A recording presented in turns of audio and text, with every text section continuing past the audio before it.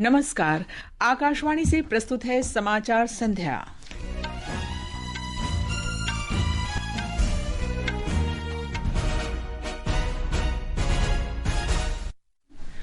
प्रधानमंत्री नरेंद्र मोदी ने जम्मू कश्मीर में दुनिया के सबसे ऊंचे रेलवे आर्च ब्रिज का शुभारंभ किया। श्री मोदी ने कहा, केंद्र शासित प्रदेश के युवाओं ने आतंकवाद को करारा जवाब देने का मन बना लिया है। प्रधानमंत्री मोदी कनाडा के प्रधानमंत्री के निमंत्रण पर कानाक्स में G7 शिखर सम्मेलन में शामिल होंगे। रिजर्व बैंक ने रेपो दर में 50 आधार अंकों की कटौती कर इसे 5.5% किया। नकद आरक्षी अनुपात में 100 आधार अंकों की कटौती। रिजर्व बैंक की कटौती की घोषणा के बाद घरेलू शेयर बाजार में तेजी।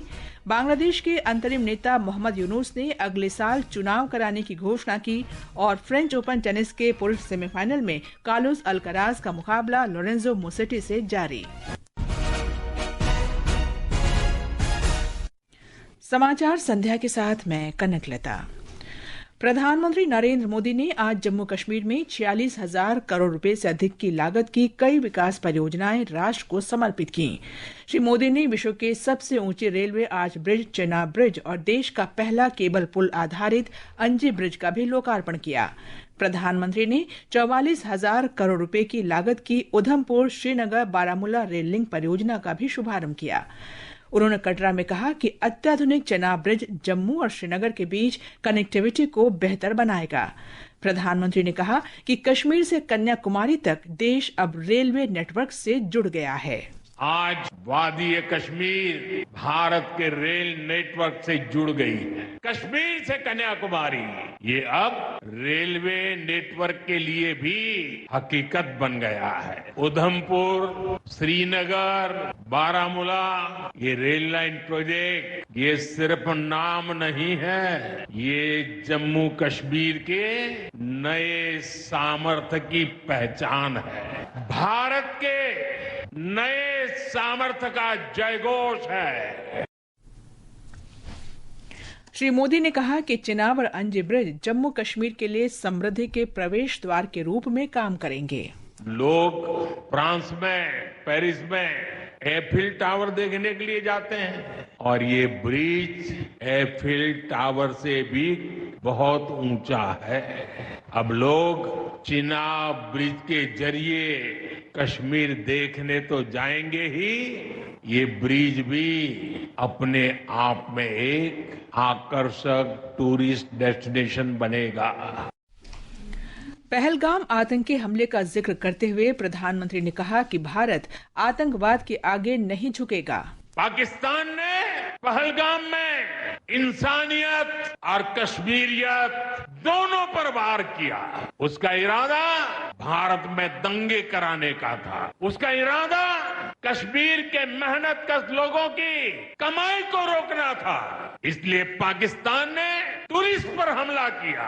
वो टूरिज्म जो बीते 4-5 साल में लगातार बढ़ रहा था, हर साल यहाँ रिकॉर्ड संख्या में टूरिस्ट आ रहे थे, उसको पाकिस्तान ने निशाना बनाया। श्री मोदी ने कहा कि पाकिस्तान की गोलाबारी से प्रभावित 2,000 से अधिक परिवारों के घरों की मरम्मत के लिए वित्तीय सहायता प्रदान की गई है।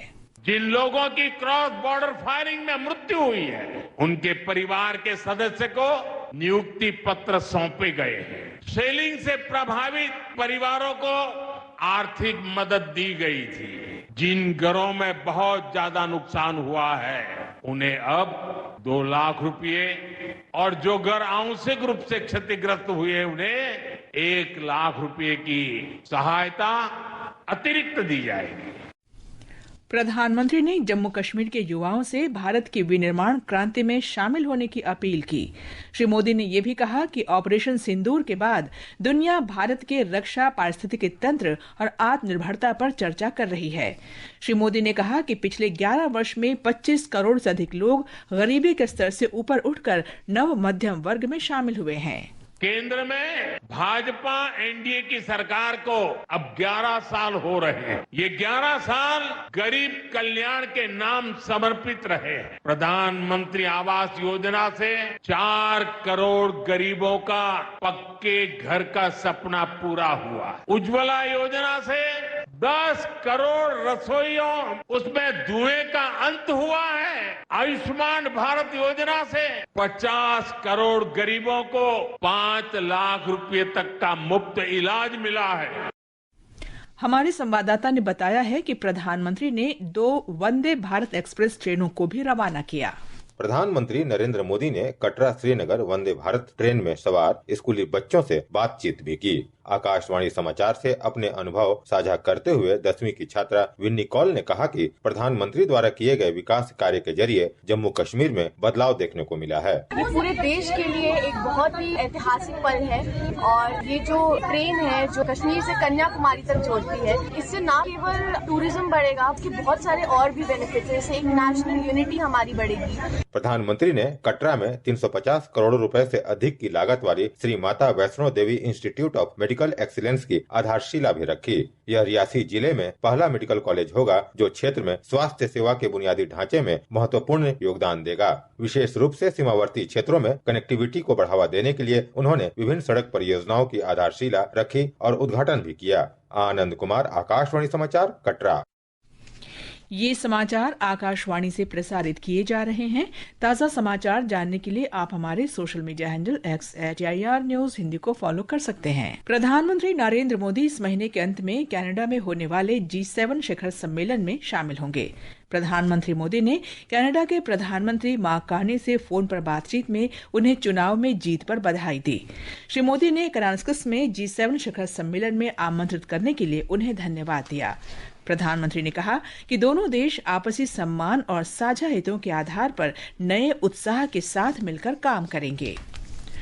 अल्पसंख्यक कार्य मंत्री किरेन रिजिजू ने वक्फ संशोधन अधिनियम को लागू करने में एक महत्वपूर्ण कदम के रूप में उम्मीद केंद्रीय पोर्टल के शुभारंभ की सराहना की है। आकाशवाणी समाचार के साथ एक विशेष साक्षात्कार में उन्होंने कहा कि वक्फ संपत्ति प्रबंधन में दक्षता और पारदर्शिता लाएगा, जिससे समुदाय की वंचित महिलाओं और बच्चों को लाभ होगा।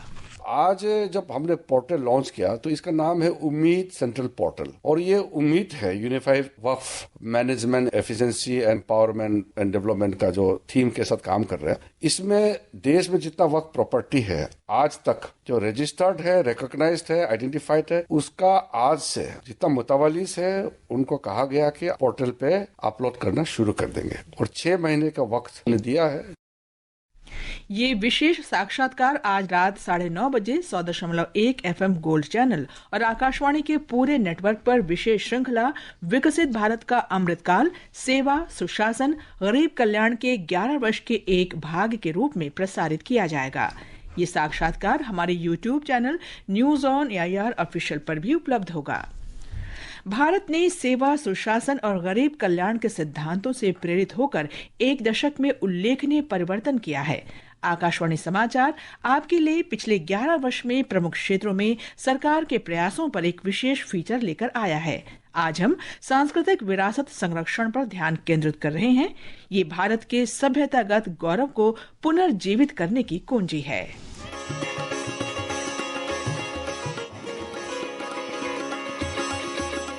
पिछले एक दशक में भारत का सांस्कृतिक पुनरुत्थान हुआ है। सरकार ने देश के राष्ट्र निर्माताओं को सम्मान देने के लिए कई महत्वपूर्ण कदम उठाए हैं ताकि उनकी विरासतें राजनीतिक सीमाओं से ऊपर उठकर संरक्षित और सम्मानित की जा सकें। आजादी का अमृत महोत्सव जैसे अभियानों के माध्यम से देश के लिए बलिदान देने वाली हस्तियों की उपलब्धियों को देशभक्ति से ओतप्रोत आयोजनों द्वारा देश भर में मनाया गया। वहीं भारत की धरोहर स्मारकों जैसे प्रधानमंत्री संग्रहालय, राष्ट्रीय पुलिस स्मारक, जनजातीय स्वतंत्रता सेनानी संग्रहालय और नया संसद भवन अब राष्ट्रीय एकता के प्रतीक बन चुके हैं। एक भारत श्रेष्ठ भारत पहल के तहत काशी तमिल संगमम और महाकुंभ 2025, जिसमें 66 करोड़ से अधिक श्रद्धालुओं ने भाग लिया, जैसे आयोजन विविधता में एकता की भावना का भव्य उत्सव बने। वहीं बौद्ध सम्मेलन और सिख गुरुओं के प्रकाश पर्व पर आयोजित वैश्विक कार्यक्रमों ने भारत की आध्यात्मिक विरासत को और अधिक मजबूत किया है। योग भी एक वैश्विक अभियान बनकर उभरा है, जिससे भारत जन कल्याण का अंतर्राष्ट्रीय स्वर बन गया है। वहीं आयुर्वेद क्षेत्र भारत को समग्र स्वास्थ्य सेवा का केंद्र बना रहा है।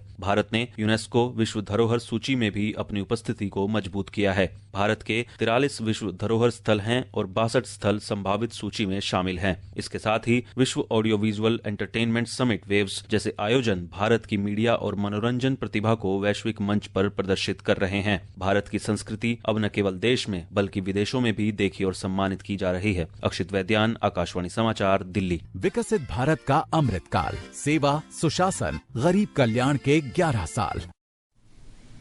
रिजर्व बैंक की मौद्रिक नीति समिति ने अपनी द्विमासिक नीति में आज रेपो रेट में उम्मीद से अधिक 50 अंक की कटौती कर इसे 5.5% कर दिया। वर्ष 2025 में रेपो रेट में अब तक कुल 1% की कटौती हो चुकी है। बैंक ने बाजार में मौद्रिक तरलता को मजबूती देने के लिए नकद आरक्षी अनुपात CRR में भी 1% की कटौती की है। इस बीच उम्मीद से अधिक रेपो रेट और CRR में सकारात्मक बदलाव से शेयर बाजार में उत्साह रहा। बम्बे शेयर बाजार का संवेदी सूचकांक आज 747 अंक बढ़कर 82,189 के स्तर पर बंद हुआ।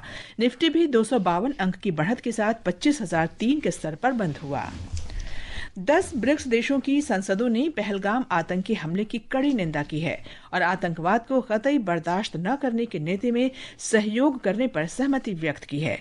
लोकसभा अध्यक्ष ओम बिरला ने इस महीने की 4 और 5 तारीख को ब्राजील के ब्रासिलिया में 11वें ब्रिक्स संसदीय मंच में भारतीय प्रतिनिधिमंडल का नेतृत्व किया। बांग्लादेश के अंतरिम नेता मोहम्मद यूनुस ने अगले साल अप्रैल में चुनाव कराने की घोषणा की है। उन्होंने ईद उल अजहा की पूर्व संध्या पर आज राष्ट्र के नाम संबोधन में कहा कि चुनाव आयोग उचित समय पर चुनावों के लिए एक विस्तृत अधिसूचना जारी करेगा। राष्ट्रपति द्रौपदी मुर्मू ने ईद उल अजहा की पूर्व संध्या पर देश और विदेश स्थित सभी भारतीय नागरिकों को हार्दिक शुभकामनाएं दी हैं। राष्ट्रपति मुर्मू ने कहा कि ये त्योहार बलिदान, विश्वास और मानवीय मूल्यों का प्रतीक है। दिल्ली की एक अदालत ने आज 26/11 मुंबई हमले के आरोपी तहव्वुर हुसैन राणा की न्यायिक हिरासत 9 जुलाई तक बढ़ा दी है। अदालत ने तिहाड़ जेल के अधिकारियों से राणा के स्वास्थ्य के बारे में स्थिति रिपोर्ट पेश करने के लिए कहा है। फ्रेंच ओपन के पुरुष सिंगल्स सेमीफाइनल में आज स्पेन के कार्लोस अल्काराज ने इटली के लोरेंजो मुसेती को 4-6, 7-6, 6-0, 2-0 से हराकर फाइनल में प्रवेश कर लिया है। वहीं एक अन्य सेमीफाइनल में इटली के जैनिक सिनर और सर्बिया के नोवाक जोकोविच आमने सामने होंगे। इसरो के गगनयान मिशन में शामिल वायुसेना के test pilot group captain Shubhanshu Shukla 10 जून को अमेरिकी अंतरिक्ष एजेंसी नासा के एक्सियम 4 मिशन के अंतर्गत कई बहुराष्ट्रीय अंतरिक्ष यात्रियों के साथ अंतर्राष्ट्रीय अंतरिक्ष केंद्र में भेजे जाएंगे। अंत में मुख्य समाचार एक बार फिर। प्रधानमंत्री नरेंद्र मोदी ने जम्मू कश्मीर में दुनिया के सबसे ऊंचे रेलवे आर्च ब्रिज का शुभारंभ किया। श्री मोदी ने कहा, केंद्र शासित प्रदेश के युवाओं ने आतंकवाद को करारा जवाब देने का मन बना लिया है। प्रधानमंत्री मोदी कनाडा के प्रधानमंत्री के निमंत्रण पर कर्नाटक में G7 शिखर सम्मेलन में शामिल होंगे। रिजर्व बैंक ने रेपो दर में 50 आधार अंकों की कटौती कर इसे 5.5% किया। नकद आरक्षी अनुपात में 100 आधार अंकों की कटौती। रिजर्व बैंक की कटौती की घोषणा के बाद घरेलू शेयर बाजार में तेजी। बांग्लादेश के अंतरिम नेता मोहम्मद यूनुस ने अगले साल चुनाव कराने की घोषणा की और फ्रेंच ओपन टेनिस के पुरुष सेमीफाइनल में कार्लोस अल्काराज ने लोरेंजो मुसेती को हराकर फाइनल में प्रवेश किया। इसके साथ ही समाचार संध्या का ये अंक समाप्त हुआ। नमस्कार।